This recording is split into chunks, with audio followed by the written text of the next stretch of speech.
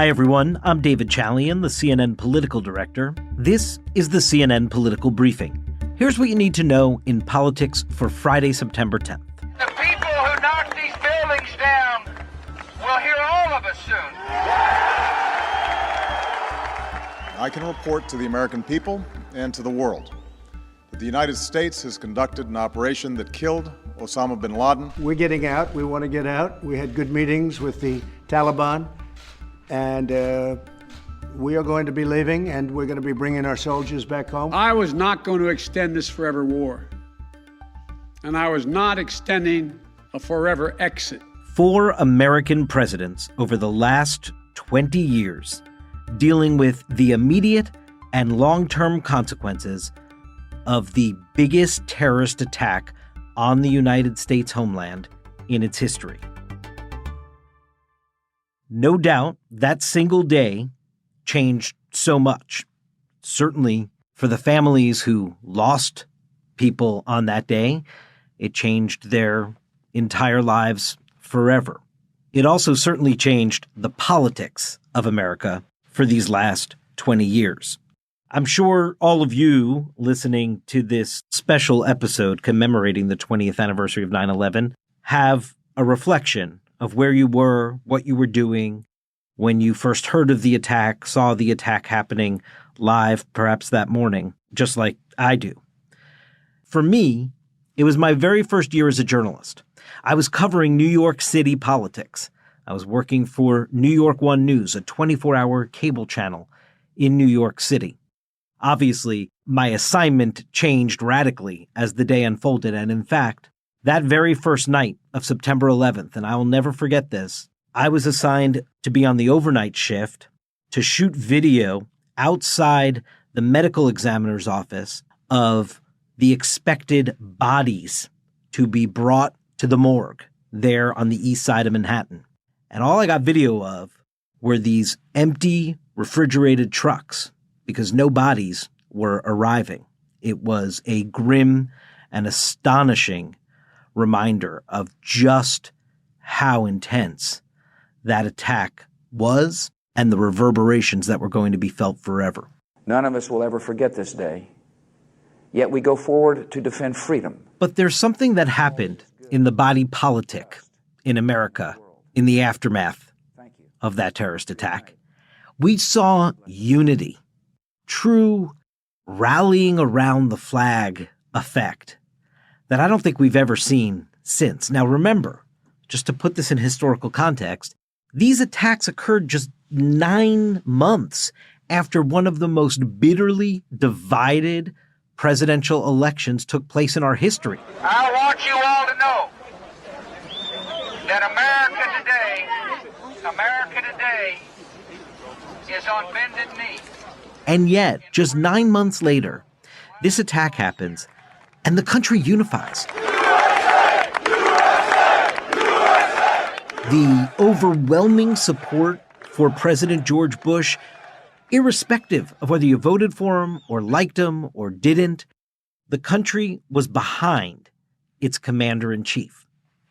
Now, that goodwill for George W. Bush did not last forever, largely because of the policy choices he made in the aftermath of 9/11. The search is underway for those who are behind these evil acts. George Bush knew that his presidency was forever transformed by that day. We will make no distinction between the terrorists who committed these acts and those who harbored them. And his mission number one, above all else, was to prevent another attack on America's homeland and to keep Americans safe. He launched the war in Afghanistan, going after the Taliban, who had given comfort to al-Qaeda. States like these and their terrorist allies constitute an axis of evil, arming to threaten the peace of the world by seeking weapons of mass destruction. He increased that war effort by declaring a global war on terrorism, anywhere and everywhere. And it was that global war on terrorism that eventually led him to launch the war in Iraq, largely seen now, in hindsight, as a policy failure.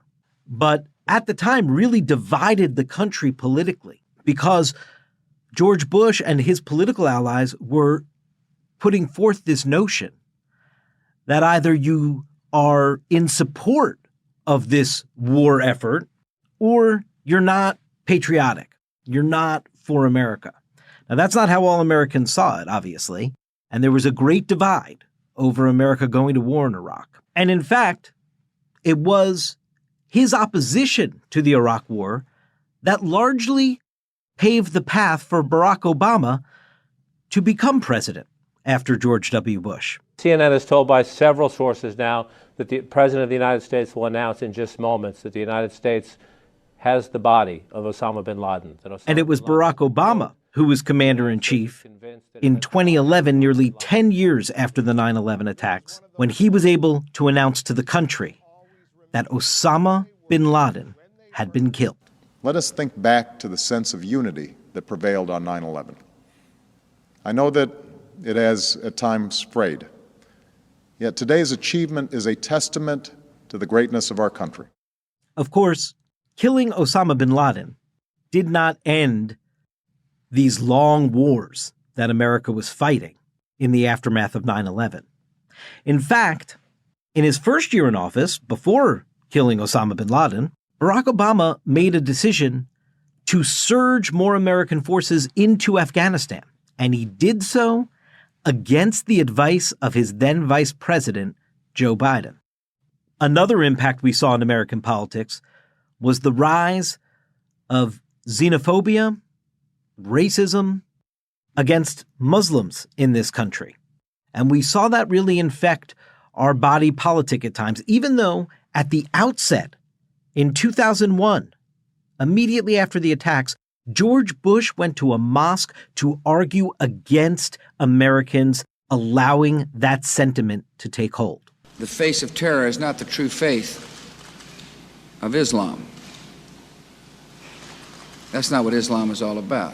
Just 14 years later, Donald J. Trump is calling for a total and complete shutdown of Muslims entering the United States. Donald Trump, running for the presidency, was trafficking in exactly that when he announced his proposed Muslim ban as a key component of his candidacy. As for American forces overseas, Donald Trump, as president, committed to America that he would bring an end to the Afghanistan war. And how did he set about doing that? Well, he negotiated a deal with the Taliban by setting a date certain that he would have U.S. forces removed from Afghanistan. By the way, exactly the kind of policy many Republicans over the last 2 decades argued against. When I came into office, I inherited a deal that President Trump negotiated with the Taliban. It was that deal that Joe Biden inherited as president of the United States, and he committed to seeing the withdrawal of American forces from Afghanistan all the way through to completion.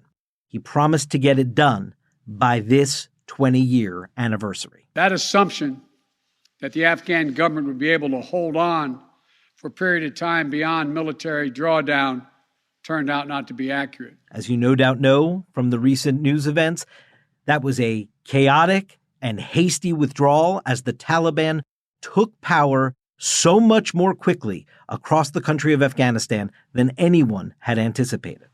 So these political debates over war and peace, over individual liberties and national security, over religious freedom and racism and xenophobia, all of these themes grew out of those terror attacks on 9/11 and have played a dominant force in American politics for 20 years now, across 4 presidencies. And even as the wars come to an end and new threats emerge, the aftermath of the September 11th attacks on American politics, on American democracy, they will live on forever. That's it for today's political briefing. Thanks so much for listening. And please take a moment and be sure to follow us wherever you get your podcasts. CNN Political Briefing is a product of CNN Audio.